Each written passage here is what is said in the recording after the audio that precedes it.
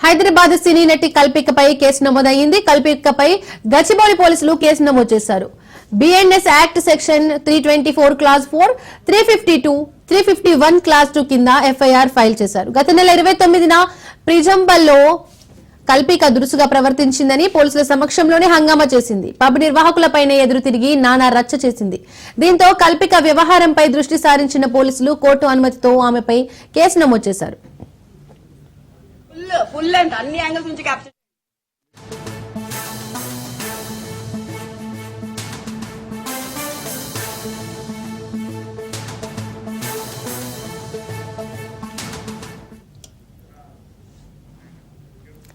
హైదరాబాద్ సినీ నటి కల్పికపై కేసు నమోదైంది. కల్పికపై గచ్చిబౌలి పోలీసులు కేసు నమోదు చేశారు. BNS act section 324 class 4, 352, 351 class 2 కింద ఎఫ్ఐఆర్ ఫైల్ చేశారు. గత నెల 29న ప్రిజంలో కల్పిక దురుసుగా ప్రవర్తించింది. పోలీసుల సమక్షంలోనే హంగామా చేసింది. పబ్ నిర్వాహకులపైనే ఎదురు తిరిగి నానా రచ్చ చేసింది. దీంతో కల్పిక వ్యవహారంపై దృష్టి సారించిన పోలీసులు కోర్టు అనుమతితో ఆమెపై కేసు నమోదు చేశారు.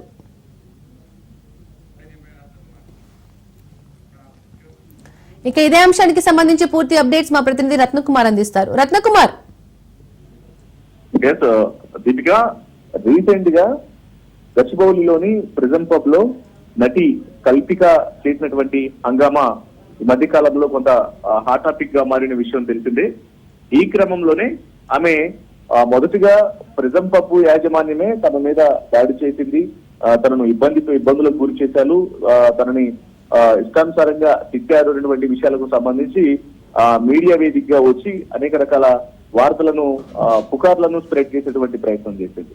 అయితే వీటన్నిటి మీద స్పందించినటువంటి ప్రిజన్ పబ్ యాజమాన్యం ఆ తర్వాత వాస్తవాలను తెలియజేసే విధంగా కొన్ని వీడియోలను రిలీజ్ చేశారు.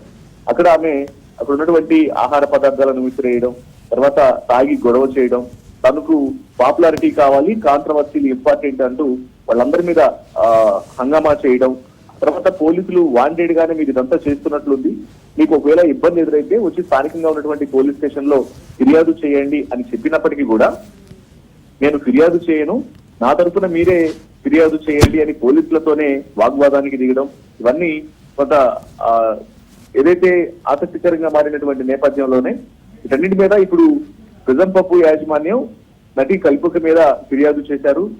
ఆమె మీద ఇప్పటికే గచ్చిబౌలి పోలీసులు కేసు నమోదు చేయడం జరిగింది. సెక్షన్ 324/4, 352, 351/2 బిఎన్ఎస్ యాక్ట్ ప్రకారం నటి కల్పిక మీద ప్రస్తుతం పోలీసులు కేసు నమోదు చేశారు. గత నెల 29న ప్రిజన్ పబ్ లో బిల్ పే చేయకుండా, అంటే 2000 రూపాయల అమౌంట్ కోసం ఆమె నానా హంగామా సృష్టించి ఆ అమౌంట్ అనేది పే చేయకుండా కాంప్లిమెంటరీ ఇవ్వట్లేదు అన్నటువంటి విషయాలన్నింటినీ కూడా మెన్షన్ చేస్తూ ఆమె ప్లేట్స్ విసిరేయడం, సిబ్బందిని బాడీ షేమింగ్ చేయడం, బూతు పురాణాలు చెప్పినందుకు వీటన్నిటి మీద ప్రిజన్ పబ్ యాజమాన్యం ఫిర్యాదు చేసింది. ఇంకా ఈ హంగామా అంతా కూడా పోలీసుల సమక్షంలోనే జరగడం, పోలీసులు సైతం అక్కడే ఉండి వాళ్ళు స్వయంగా ఆమె చేసినటువంటి రచ్చ మొత్తాన్ని స్వయంగా చూసినటువంటి నేపథ్యంలోనే కోర్టు అనుమతితో ప్రస్తుతం కల్పిక మీద కేసు నమోదు చేశారు పోలీసులు. మరి ఈ వ్యవహారం మీద ఆమె ఏ రకంగా స్పందిస్తుందనేది కొంత వేచి చూడాల్సినటువంటి అవసరం ఉంటుంది. ఎందుకంటే గతంలో ఆమెను కొంతమంది మీడియా ప్రతినిధులు మీరు వాంటెడ్ గానే ఇది చేస్తున్నారు అనే విషయాన్ని చెప్పారు. మరి దీని మీద ఎందుకు ఇలా చేయాల్సి వచ్చిందని ప్రశ్నించినప్పుడు కొంతమంది మీడియా ప్రతినిధుల మీద కూడా ఆమె తిరగబడినటువంటి పరిస్థితి. ఇటీవల కాలంలో గతంలో అనేక సినిమాలలో నటించినటువంటి కల్పిక ఈ మధ్య అవకాశాలు లేక ఇటువంటి కాంట్రవర్సీలకు పూనుకుందనేటువంటి విషయం సర్వత్రా సోషల్ మీడియాలో హాట్ టాపిక్ గా మారినటువంటి నేపథ్యంలోనే ఆమె ఇటువంటి ప్రవర్తనకు సంబంధించి కూడా ప్రస్తుతం ఒకవైపున ఇటు సోషల్ మీడియా వేదికగా అనేక కాంట్రవర్సీస్ ఎపిసోడ్స్ నడుస్తూ ఉన్నాయి. మరోవైపు ఆమె చేసినటువంటి హంగామా మీద ఇప్పుడు తాజాగా ప్రిజన్ పబ్ యాజమాన్యం వాళ్ళు చిత్రీకరించినటువంటి వీడియోలను ఎవిడెన్స్ గా పెట్టుకొని ఆమె చేసినటువంటి హంగామా మొత్తాన్ని కూడా కోర్టు దృష్టికి తీసుకెళ్లి పోలీసుల దృష్టికి తీసుకెళ్లడంతో ప్రస్తుతం కోర్టు అనుమతితో గచ్చిబౌలి పోలీసులు నటి కల్పిక మీద కేసు నమోదు చేశారు. Thank you Ratna Kumar.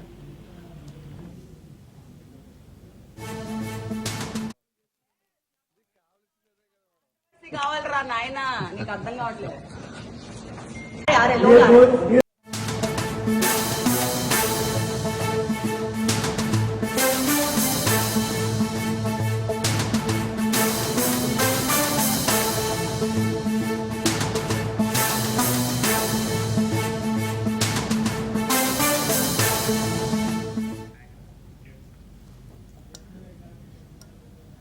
Folk singer Mangli FIR కాపీలో పోలీసులు కీలక విషయాలు ప్రస్తావించారు. రాత్రి 1 గంట సమయంలో రిసార్ట్ లో ఫిర్యాదు వచ్చిందని సౌండ్ చేస్తూ హంగామా చేస్తున్నారని కంప్లైంట్ వచ్చినట్లు పేర్కొన్నారు.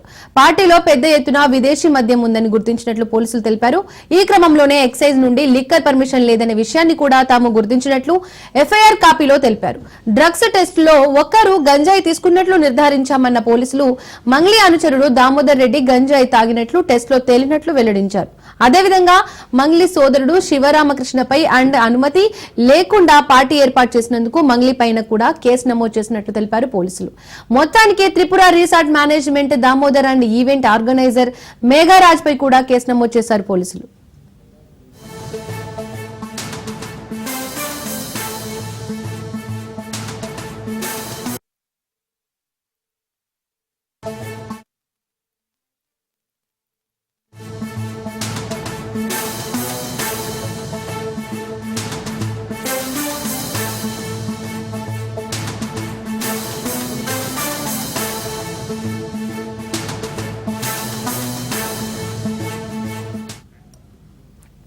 తన బర్త్డే పార్టీ వివాదంపై ఫోక్ సింగర్ మంగ్లీ క్లారిటీ ఇచ్చారు. ఫ్యామిలీ ఫంక్షన్ అని, తల్లిదండ్రులు కూడా ఉన్నారని చెప్పింది.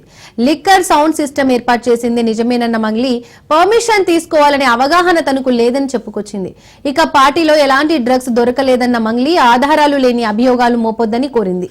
పోలీసులకు పూర్తిగా సహకరిస్తానని మంగ్లీ వెల్లడించారు.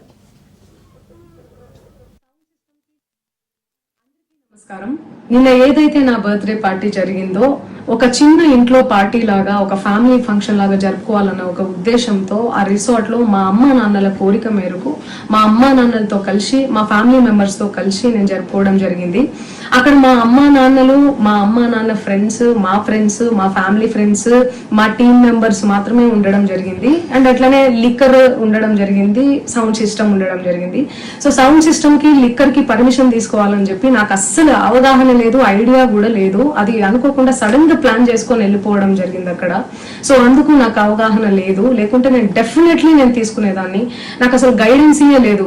ఎవరైనా గైడ్ చేసినా కూడా నేను పర్మిషన్ తీసుకునేదాన్ని, లేకపోతే నేను ఎందుకు ఇలా తెలిసి చెయ్యను కదా. సో ఇదంతా ఇలా తెలిసి అయితే నేను తప్పు చేయలేదు, తెలియకుండా ఇది జరిగిపోయింది. అండ్ అక్కడ లోకల్ లిక్కర్ తప్ప అసలు వేరే ఏ ఇతర పదార్థాలు, మత్తు పదార్థాలు కానీ వాడడం అసలు జరగలేదు, అక్కడ దొరకలేదు కూడా. అందరికీ నమస్కారం.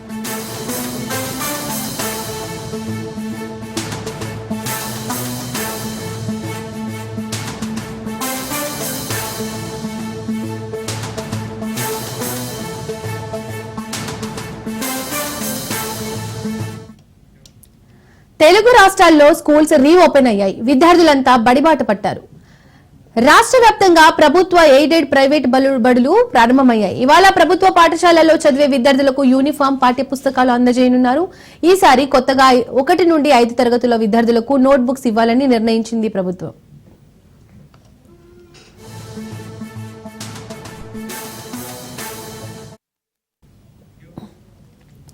ఇక స్కూల్స్ పునర్ప్రారంభంపై భద్రాద్రి కొత్తగూడెం జిల్లా నుండి మా ప్రతినిధి నవీన్ మరింత సమాచారం అందిస్తారు. వేసవి సెలవుల అనంతరం పాఠశాలలు పునఃప్రారంభమయ్యాయి. భద్రాద్రి కొత్తగూడెం జిల్లా వ్యాప్తంగా కూడా ఉన్నటువంటి ప్రభుత్వ, ప్రైవేట్ పాఠశాలలు అయితే ఈ రోజు నుంచి అయితే తెరుచుకున్నాయి. ఈ నేపథ్యంలో ఇటు ప్రైవేట్ పాఠశాలలు, అదేవిధంగా ప్రభుత్వ పాఠశాలలు, ముఖ్యంగా ప్రభుత్వ పాఠశాలలకు సంబంధించి సౌకర్యాలు ఏ విధంగా ఉన్నాయి, వారికి సంబంధించి ఎటువంటి చర్యలు తీసుకున్నారో ఇప్పుడు మనం తెలుసుకుందాం. ఇప్పుడు కొత్తగూడెంకి సంబంధించి పూర్వకాలం నుంచి కూడా ఉన్నటువంటి ఏదైతే కొత్తగూడెం కూలీలైన్ స్కూల్ అయితే మనం ఉన్నాం, ఇక్కడ ఉన్నటువంటి హెచ్ఎంని అడిగి ఒక స్కూల్ పరిస్థితులు అయితే తెలుసుకునే ప్రయత్నం అయితే చేద్దాం. సార్ చెప్పండి, ఈ యొక్క పాఠశాలలు పునఃప్రారంభం అవుతున్న నేపథ్యంలో మీరు ఎటువంటి ఏర్పాటు చేశారు పిల్లలకు సంబంధించి?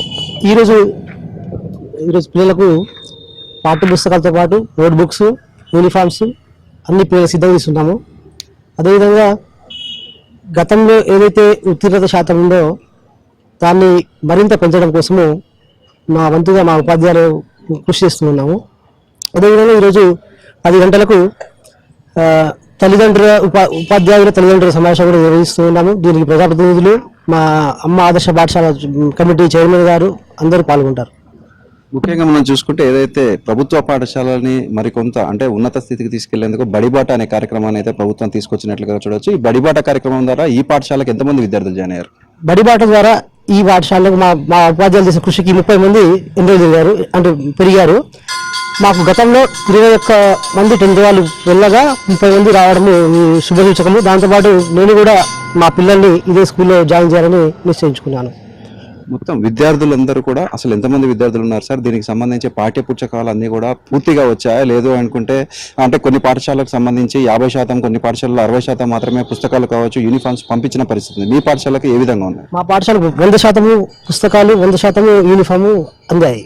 ఒక్క స్టేట్ వైడ్గా ఒక హిందీ తప్పితే మిగిలిన పుస్తకాలన్నీ చేరుకున్నాయి. ఇప్పుడు మీ పాఠశాలకు చూసుకుంటే కొత్తగూడెంలో చాలా కాలం నుంచి కూడా ఈ పాఠశాల ఉన్నట్లుగా కూడా చూడవచ్చు. అనేక మంది కొత్తగూడెంలో ఉన్నటువంటి చాలా మంది కూడా ఈ పాఠశాల నుంచి బయటకు వచ్చిన వారు అందరూ కూడా ఉన్నారు. అయితే ఇప్పటికి సంబంధించి అంటే శిథిలావస్థకు చేరినటువంటి ఒక పాఠశాలలోనే మీ యొక్క పాఠ్య తరగతులు నడిపిస్తున్నాయి. దీనికి సంబంధించి మీరు ప్రభుత్వానికి కావచ్చు లేకపోతే అధికారులకు ఏం కోరదలుచుకున్నారు? గతంలో మా ఉపాధ్యాయులు ఈ బిల్డింగ్కు కొత్త బిల్డింగ్ శాంక్షన్ చేసి గతంలో పనిచేసిన లాల్ సింగ్ గారు ఆల్రెడీ ఎమ్మెల్యే గారికి ఒక లెటర్ పెట్టారు. మా అమ్మ ఆదర్శ పాఠశాల కమిటీ చైర్మన్ గారు ఆల్రెడీ కలెక్టరేట్లో కూడా ఒక లెటర్ ఇవ్వడం జరిగింది. ఇంకొక అదృష్టం ఏంటంటే మా స్కూల్ పిఎంసీ స్కూల్ కావడం వల్ల నూతన బిల్డింగ్ వచ్చే అవకాశం అయితే ఉంది. కాకపోతే ఈ బిల్డింగ్లో మాత్రం చాలా ఇబ్బంది పడతా ఉన్నాం. పిల్లలు చదువులు కావచ్చు, కరెంటు పోతే కూర్చోలేని పరిస్థితి. పురాతన బిల్డింగ్ కాబట్టి దోమలు ఎక్కువగా ఉండడం కొంచెం ఇబ్బందిగా ఉన్నది. ఏదైతే గత ప్రభుత్వంలో కొన్ని పాఠశాలకు సంబంధించి మరమ్మతులు కావచ్చు, నూతన బిల్డింగ్ సంబంధించి కొన్ని ఫండ్స్ రిలీజ్ చేశారు. దాంతో వాళ్ళు అక్కడ కొత్త నూతన కన్స్ట్రక్షన్స్ కావచ్చు లేకపోతే మరమ్మతులు చేపించారు. ఈ స్కూల్కి సంబంధించినటువంటి ఏ పనులు ఇక్కడ జరిగాయి? ఈ స్కూల్కి కొత్తగా ఒక సైన్స్ ల్యాబ్ రావడం జరిగింది. కూలిపోయే స్టేజ్లో ఉన్న గోడని మా స్కూల్ అయితే ఫండ్ ఉందో ఆ ఫండ్తో దాన్ని నూతనంగా కట్టించడం జరిగింది. మొత్తంగా మనం చూసుకుంటే ఏదైతే ఈ యొక్క వేసవి సెలవులు ప్రారంభమైన తర్వాత ప్రారంభించినటువంటి స్కూళ్లకు సంబంధించి ఈ యొక్క ఏర్పాట్లన్నీ కూడా ఏర్పాటు చేసినట్లుగా కూడా చూడవచ్చు. అయితే భద్రాద్రి కొత్తగూడెం జిల్లా వ్యాప్తంగా మీరు సంబంధించి భద్రాద్రి జిల్లా వ్యాప్తంగా కూడా చూసుకుంటే ఏదైతే నూతన పాఠశాలలో ప్రారంభమవుతున్న నేపథ్యంలో ఇటు మామిడి తోరణాలు మరియు అదేవిధంగా రంగు కాగితాలతోటి ఒక పండగ వాతావరణంలో స్కూల్ ప్రారంభించాలంటూ డిఈఓ చెప్పిన పరిస్థితి కూడా ఉంది. అయితే అనేక పాఠశాలల్లో మనం చూసుకున్నా కూడా ఇటువంటిది ఎక్కడా కూడా కనిపిస్తున్న పరిస్థితి అయితే మనకి కనిపించట్లేదు. అదేవిధంగా ఇటు మనం చూసుకుంటే బడిబాట కార్యక్రమం ద్వారా జిల్లా వ్యాప్తంగా కూడా సుమారు మొత్తం 1626 స్కూళ్లు మొత్తం ఉండగా దీంట్లో 150,000కు పైగా విద్యార్థులు అయితే ఈ యొక్క జిల్లా వ్యాప్తంగా కూడా ఉన్నట్లుగా కూడా చూడవచ్చు. అయితే దీంట్లోకి సంబంధించి బడిబాట కార్యక్రమం ద్వారా 1వ తరగతి వరకు కూడా సుమారు 800 వరకు కూడా స్టూడెంట్స్ జాయిన్ అయినట్లుగా కూడా చూడవచ్చు. అదేవిధంగా 2వ తరగతి నుంచి 10వ తరగతి వరకు 184 మంది మాత్రమే. అంటే మొత్తంగా మనం చూసుకుంటే బడిబాట కార్యక్రమం ద్వారా భద్రాద్రి కొత్తగూడెం జిల్లా వ్యాప్తంగా కూడా 984 మంది విద్యార్థులు మాత్రమే జాయిన్ అయినట్లుగా కూడా అధికార వర్గాలు చెప్తున్న పరిస్థితి కూడా ఉంది. అయితే రాష్ట్ర వ్యాప్తంగా కూడా ఒక మంచి ఉద్దేశంతో ప్రారంభించినటువంటి బడిబాట కార్యక్రమం మాత్రం ఈ యొక్క భద్రాద్రి కొత్తగూడెం జిల్లాలో నిర్వీర్యమైంది. ఎందుకంటే అధికారుల పర్యవేక్షణ లోపం కావచ్చు లేకపోతే మరికొంత కారణాలు కూడా కావచ్చు. విద్యార్థులు అయితే ఎక్కువ అంటే కేవలం 900కు పైగా మాత్రమే కేవలం ఈ యొక్క బడిబాట అంటే ప్రభుత్వ పాఠశాలను ఆశ్రయించినట్లుగా కూడా మనం చూడవచ్చు. అంటే సక్రమంగా అంటే మంచిగా చేయాలని ఇటు విద్యార్థులు కావచ్చు, తల్లిదండ్రులు, ఇటు ఉపాధ్యాయులు కూడా కోరుకుంటున్న పరిస్థితి కూడా ఉంది. మొత్తంగా మనం చూసుకుంటే ఇటు భద్రాద్రి కొత్తగూడెం జిల్లా వ్యాప్తంగా కూడా అంటే ఇటు ప్రైవేట్ పాఠశాలలు, ప్రభుత్వ పాఠశాలలు రెండు కూడా ఈ రోజు నుంచి ప్రారంభమవుతున్న నేపథ్యంలో విద్యార్థులందరూ కూడా అంటే నూతన ఉత్సాహంతో అయితే స్కూల్స్కి వస్తున్న పరిస్థితి కూడా నెలకొని ఉన్నట్లుగా కూడా చూడొచ్చు. కెమెరామెన్ ఆనంద్తో నవీన్, రాజ్ న్యూస్, భద్రాద్రి.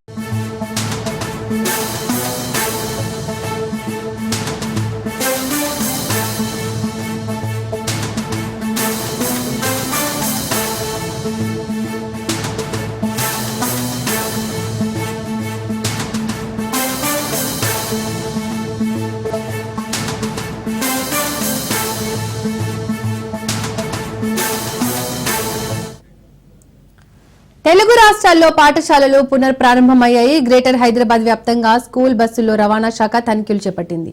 హైదరాబాద్, మేడ్చల్, మల్కజ్గిరి, రంగారెడ్డి జిల్లాల్లో రవాణా శాఖ అధికారులు ముమ్మర తనిఖీలు చేపట్టారు.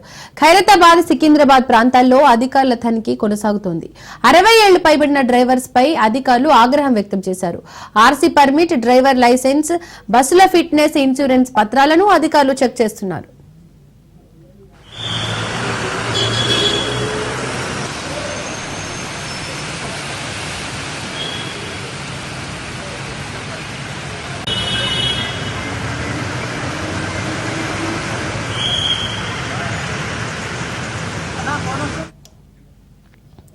తెలుగు రాష్ట్రాల్లో పాఠశాలలు పునఃప్రారంభమయ్యాయి. గ్రేటర్ హైదరాబాద్ వ్యాప్తంగా స్కూల్ బస్సులో రవాణా శాఖ తనిఖీలు చేపట్టింది. హైదరాబాద్, మేడ్చల్, మల్కజ్గిరి, రంగారెడ్డి జిల్లాలో రవాణా శాఖ అధికారులు ముమ్మర తనిఖీలు చేస్తున్నారు. ఖైరతాబాద్, సికింద్రాబాద్ ప్రాంతాల్లో అధికారుల తనిఖీ కొనసాగుతోంది. 60 ఏళ్లు పైబడిన డ్రైవర్స్ పై అధికారులు ఆగ్రహం వ్యక్తం చేశారు. ఆర్సీ పర్మిట్, డ్రైవింగ్ లైసెన్స్, బస్సుల ఫిట్నెస్, ఇన్సూరెన్స్ పత్రాలను అధికారులు చెక్ చేస్తున్నారు. ఇక ఈ అంశానికి సంబంధించి పూర్తి అప్డేట్స్ మా ప్రతినిధి పవన్ అందిస్తారు. పవన్, మొత్తానికి స్కూల్స్ రీఓపెన్ కావడంతో రవాణా శాఖ సంబంధించిన అధికారులు కూడా బస్సుల పైన పూర్తిగా తనిఖీలు చేస్తున్నారు. ఎందుకంటే కొంత బస్సులు ఫిట్నెస్ లేకున్నా కూడా బస్సులను కూడా పూర్తిగా దీనికి సంబంధించి స్కూల్ కి పంపించడంతో కూడా రవాణా అధికారులకు సంబంధించి పూర్తిగా ఆగ్రహం వ్యక్తం చేస్తున్నారు. ముఖ్యంగా బస్సుకు సంబంధించి ఫిట్నెస్ కావచ్చు, అంతేకాకుండా దానికి సంబంధించిన ఆర్సీ పూర్తిగా ఉందా లేదా, ఫిట్నెస్ సంబంధించిన విషయంలో పూర్తిగా జాగ్రత్తలు తీసుకుంటారో లేదనే దానిపైన కూడా 2 తెలుగు రాష్ట్రాల్లో కూడా అధికారులు తనిఖీలు చేస్తున్నారు. ముఖ్యంగా చూస్తే ఇటు హైదరాబాద్ లో మేడ్చల్, శంషాబాద్ తదితర ప్రాంతాల్లో కూడా ఈ యొక్క రవాణా శాఖకు సంబంధించిన అధికారులు కూడా పూర్తిగా తనిఖీలు చేస్తున్న పరిస్థితి కూడా మనం చూస్తున్నాము. అంతేకాకుండా ఈ యొక్క తనిఖీలు కూడా ఎప్పటికీ కొనసాగుతూనే ఉంటాయని చెప్పి కూడా మరోవైపు దీనికి సంబంధించిన అధికారులు కూడా చెప్తున్నారు. అయితే కొంత 60 సంవత్సరాలు పైబడిన డ్రైవర్లను పెట్టుకోవద్దని చెప్పి కూడా రవాణా శాఖకు సంబంధించిన అధికారులు కూడా సూచన కూడా జారీ చేస్తున్న పరిస్థితి కూడా చూస్తున్నాము. మొత్తానికి ఓవరాల్ గా చూస్తే మాత్రము ఈ యొక్క సంవత్సరం పొడవునా ఇలాంటి రైడ్స్ కొనసాగుతూనే ఉంటాయి. ఇక్కడ ఫిట్నెస్ లేని బస్సులు కనిపిస్తే మాత్రము వారిపైన చర్యలు తీసుకుంటామని చెప్పి కూడా రవాణా శాఖకు సంబంధించిన అధికారులు అంటున్నారు. Thank you Pawan.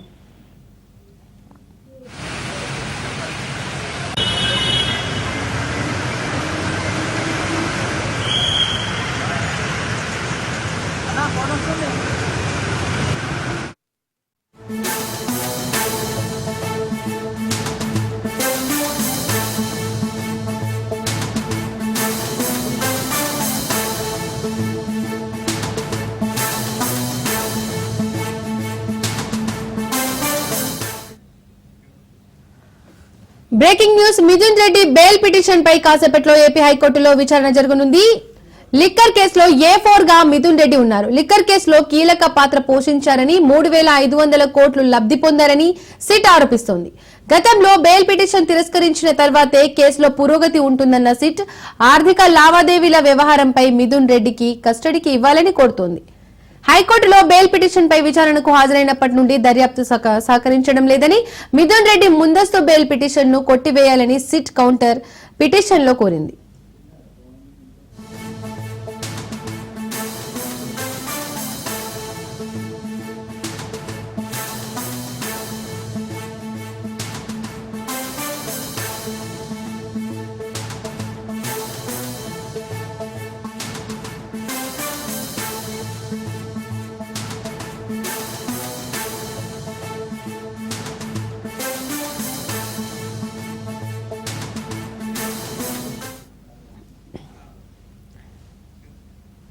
Mithun Reddy bail petition పై కాసేపట్లో ఏపీ హైకోర్టులో విచారణ జరగనుంది. లిక్కర్ కేసులో A4 గా మిథున్ రెడ్డి ఉన్నారు. లిక్కర్ కేసులో కీలక పాత్ర పోషించారని 3,500 కోట్లు లబ్ధి పొందారని సిట్ ఆరోపిస్తుంది. ఈ అంశానికి సంబంధించి పూర్తి అప్డేట్స్ మా ప్రతినిధి శ్రీనివాస్ అందిస్తారు. శ్రీనివాస్, వీటిగా ఏపీ లిక్కర్ స్కామ్ కేసుకి సంబంధించి మరో కీలక నిందితుడిగా అనుమానిస్తున్నటువంటి ఎంపీ వైఎస్ఆర్సీపీ ఎంపీ మిథున్ రెడ్డి ముందస్తు బెయిల్ కోసం హైకోర్టులో వేసినటువంటి పిటిషన్ ఈ రోజు విచారణ కానుంది. ఈ విచారణ నేపథ్యంలో ఆల్రెడీ గతంలోనే ఇతను వేసినటువంటి పిటిషన్ డిస్మిస్ చేయడం వల్ల ఇతను చిట్టు అధికారుల ముందు విచారణకు హాజరు కావడం జరిగింది మిథున్ రెడ్డి. అయితే మిథున్ రెడ్డిని గతంలో విచారించినప్పుడు కూడా అతను శిక్షాధికారులకు ఏ విధంగానూ కోఆపరేట్ చేయలేదనేది కూడా ప్రధాన ఆరోపణగా శిక్షాధికారులు కోర్టుకు విన్నవించడం జరిగింది. ఈ నేపథ్యంలో మళ్ళీ బెయిల్ పిటిషన్ కోసం ఎంపీ నితిన్ రెడ్డి హైకోర్టును ఆశ్రయించడం జరిగింది. ముఖ్యంగా ఇతను A4 గా ఈ లిక్కర్ స్కామ్ సంబంధించినటువంటి కేసులో శిక్షాధికారులు యూనిస్కోగా ఎంపీ నితిన్ రెడ్డిని చేర్చడం జరిగింది. A4 గా ఉన్నటువంటి నితిన్ రెడ్డి ఈ లిక్కర్ వైఎస్ఆర్సీపీ ప్రభుత్వంలో లిక్కర్ ఆర్థిక లావాదేవీలకు సంబంధించి కీలక పాత్ర పోషించినట్టుగా కూడా శిక్షాధికారులు విచారణలో తేలింది. ఈ నేపథ్యంలోనే అతన్ని విచారణ కనుక అనుమతిస్తే మాత్రం మరిన్ని కీలక అంశాలు బయటపడే అవకాశాలు ఉన్నాయని కూడా శిక్షాధికారులు కోర్టును కోరడం జరిగింది. ఇప్పుడు ప్రభుత్వం వైపు నుంచి కూడా శిక్షాధికారులు పిటిషన్ వేయడం జరిగింది.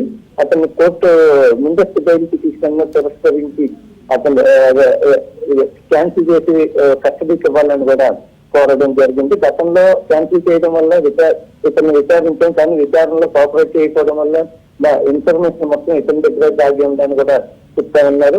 సుమారుగా 3,500 కోట్ల వరకు కూడా నితిన్ రెడ్డి లబ్ధి పొందినట్టు, అంటే ఈ లిక్కర్ అమ్మకాలకు సంబంధించి కావచ్చు, లేదనుకుంటే లిక్కర్ లావాదేవీలకు సంబంధించి కూడా వైఎస్ఆర్సీపీ హయాంలో 3,500 కోట్ల వరకు కూడా ఇతను ఎంపీ నితిన్ రెడ్డి లాభం పొందినట్టుగా లబ్ధి పొందినట్టుగా కూడా శిక్షాధికారుల ప్రధాన ఆరోపణ. ఈ ఆరోపణల నేపథ్యంలో ఈ రోజు హైకోర్టు ఏ విధమైన నిర్ణయం తీసుకుంటుందో అనేది కూడా వేచి చూడాల్సిన పరిస్థితి అయితే ఉంది. శిక్షాధికారులు మాత్రం పూర్తిగా హైకోర్టు అంటే అతన్ని కస్టడీకి తీసుకోవాలని ఆలోచనతోనే ఉన్నారు. అతను కనుక నితిన్ రెడ్డిని కనుక కస్టడీకి తీసుకుంటే మరిన్ని కీలక అంశాలు కూడా బయటపడే అవకాశాలు ఉన్నాయి. ఈ కేసుకి సంబంధించి A1 గా ఉన్నటువంటి కేసిరెడ్డి రాజశేఖర్ రెడ్డికి నితిన్ రెడ్డికి కొన్ని ఆర్థిక సంబంధమైన లావాదేవీలు ఉన్నట్లుగా కూడా వీళ్ళిద్దరి మధ్య జరిగినట్లుగా కూడా శిక్షాధికారులు ఇప్పుడే ప్రాథమికంగా అంచనాకు రావడం జరిగింది. అయితే ఇప్పుడు దీంట్లో ఉన్నటువంటి కీలకంగా ఉన్నటువంటి వ్యక్తులు ఆల్రెడీ రిమాండ్ ఖైదీలుగా కొంతమంది ఉన్నారు. అలాగే నితిన్ రెడ్డిని కూడా పూర్తి స్థాయిలో విచారణ కనుక చేపడితే అతను అంటే ఈ లిక్కర్ స్కామ్ కు సంబంధించి ఇతను నితిన్ రెడ్డికి అట్లాగే గత వైఎస్ఆర్సీపీలో ముఖ్యమంత్రి ఉన్నటువంటి వైఎస్ జగన్మోహన్ రెడ్డికి కూడా కొన్ని వాళ్ళిద్దరు కూడా వ్యాపార లావాదేవీలు ఉన్నట్లుగా తెలుస్తా ఉంది. అందుకే ఇది అన్నిటి నేపథ్యంలో కూడా నితిన్ రెడ్డిని కనుక విచారణ చేస్తే ఈ కేసుకి సంబంధించి దాదాపుగా చిక్కుముడి ఏదైతే ఉందో అది పూర్తిగా వీటిపోయే అవకాశాలు కూడా ఉన్నాయని శిక్షాధికారులు భావిస్తా ఉన్నారు. Thank you Srinivas. నెల్లూరు జిల్లా కావలిలో ఎమ్మెల్యే ప్రాణాలకు తెగించి మరీ పని ముగించారు. కావలి ఎమ్మెల్యే దగ్గుమాటి వెంకటకృష్ణారెడ్డి పలు అభివృద్ధి పనులు ముగించుకొని వస్తుండగా విద్యుత్ వైర్లు తెగి రోడ్డుపై పడి ఉన్నాడు. అయితే హుటాహుటిన కారు దిగి వైర్లను తాళ్లతో కట్టి రోడ్డు పక్కకి పడేశారు. ఆ సమయంలో విద్యుత్ వైర్లలో విద్యుత్ సరఫరా అయింది. అయితే ఏమాత్రం వెనుకడుగు వేయకుండా ఎమ్మెల్యే ధైర్య సాహసాలు చేశారు. అనంతరం విద్యుత్ సిబ్బందిని పిలిపించి మరమ్మతులు చేయించారు. ఎమ్మెల్యే పనితీరుపై స్థానికులు హర్షం వ్యక్తం చేస్తున్నారు.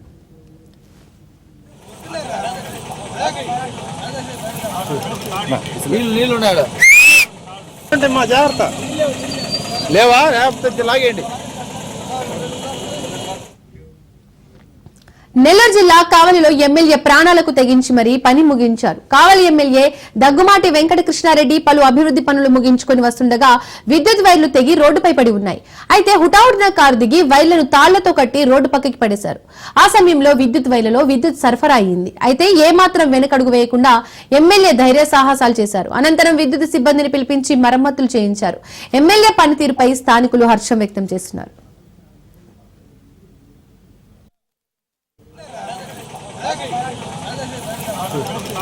నీళ్ళు ఉన్నాడు అంటే మా జాగ్రత్త లేవా లేకపోతే లాగేయండి.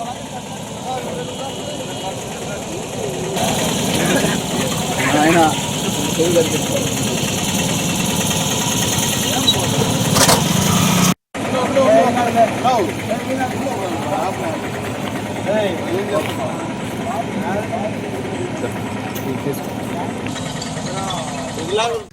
పెళ్లికి ముందు నువ్వు నాకు నచ్చావంది. పెళ్లై పిల్లలు పుట్టి భర్త దుబాయ్ బాట పట్టాక మరొకరితో వివాహేతర సంబంధం పెట్టుకుని నువ్వు నాకు నచ్చలేదు చచ్చిపో అంది. దీంతో మనస్తాపానికి గురైన భర్త ఏకంగా బావిలో దూకి ఆత్మహత్య చేసుకున్నాడు.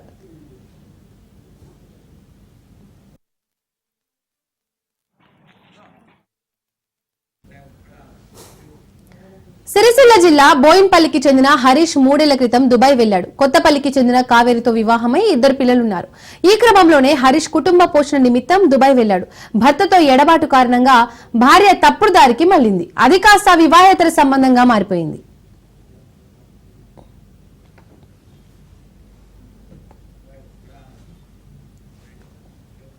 ఇక కావేరి తీరు గమనించిన స్థానికులు హరీష్ కు సమాచారం అందించారు. హుటాహుటిన దుబాయ్ నుండి తరికొండకు చేరుకున్నాడు.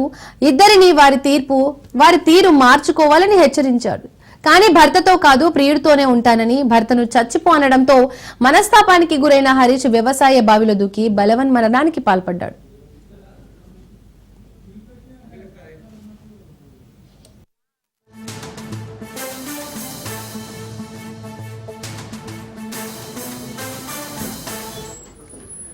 పెళ్లికి ముందు నువ్వు నాకు నచ్చావంది. పెళ్లై పిల్లలు పుట్టి భర్త దుబాయ్ బాట పట్టాక మరొకరితో వివాహేతర సంబంధం పెట్టుకుని నువ్వు నాకు నచ్చలేదు చచ్చిపోవంది. దీంతో మనస్తాపానికి గురైన భర్త ఏకంగా బావిలో దూకి ఆత్మహత్య చేసుకున్నాడు.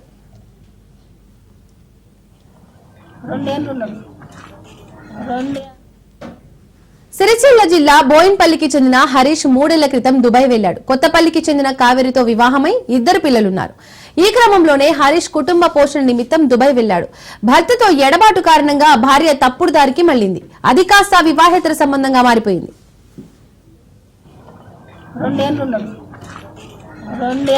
4 ఏళ్ళు పోయి వచ్చింది.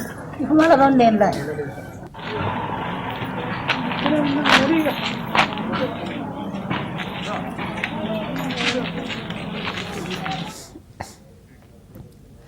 ఇక కావేరి తీరు గమనించిన స్థానికులు హరీష్ కు సమాచారం అందించారు. హుటాహుటిన దుబాయ్ నుండి తరికొండకు చేరుకున్నాడు హరీష్. ఇద్దరిని వారి తీరు మార్చుకోవాలని హెచ్చరించాడు. కానీ భర్తతో కాదు ప్రియుడితోనే ఉంటానని భర్తను చచ్చిపోనడంతో మనస్తాపానికి గురైన హరీష్ వ్యవసాయ బావిలో దూకి బలవన్మరణానికి పాల్పడ్డాడు.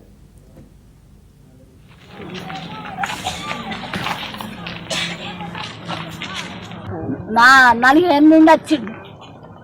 2 ఏళ్ళు ఉన్నాడు. 4 ఏళ్ళు పోయి వచ్చిండు. ఇప్పుడు మళ్ళీ 2 ఏళ్ళు.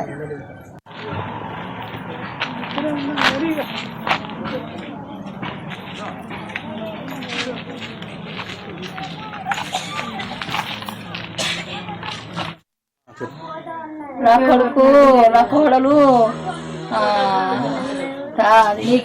ఇబ్బంది పెట్టింది. వాళ్ళు ఇద్దరు ఒకటాయి నా కొడుకును రావంటే ఆత్మహత్య చేసుకొని చచ్చిపోయిండు. నా కోడలు వేరేటోనికి ఉండి దాని పేరు రక్షను, దాని పేరు కావేరి, నా కొడుకు పేరు హరీషు. వాళ్ళు నా కొడుకును టార్చర్ పెట్టి నా కొడుకును వాళ్ళు ఇద్దరు కలిసి టార్చర్ పెడితే నా కొడుకు భరించలేక బయటపడి చచ్చిపోయిండు. నా కొడుకు బిడ్డ కొడుకు, నా కొడుకు మనవరాలు 10 ఏళ్ళది, నా మనవడు 6 ఏళ్ళు. నా కొడుకు ఏదో బతకలేక దేశాల పొన్న దుబాయ్ పొన్న పోయి బతకడానికి పోతే ఇక నా కొడలు ఈ పని చేసింది. నా కొడుకు మొన్న సోమవారం నడొచ్చిండు. నిన్న మంగళవారం నాడు చనిపోయిండు. మళ్ళీ వాళ్ళని కలిసి ఊకుండా అంటే ఊకుండా నువ్వు చావంటే అయితే ఇద్దరు కలిసి అన్నవాళ్ళు చచ్చిపోయింది. నా కొడుకు నా కోడలు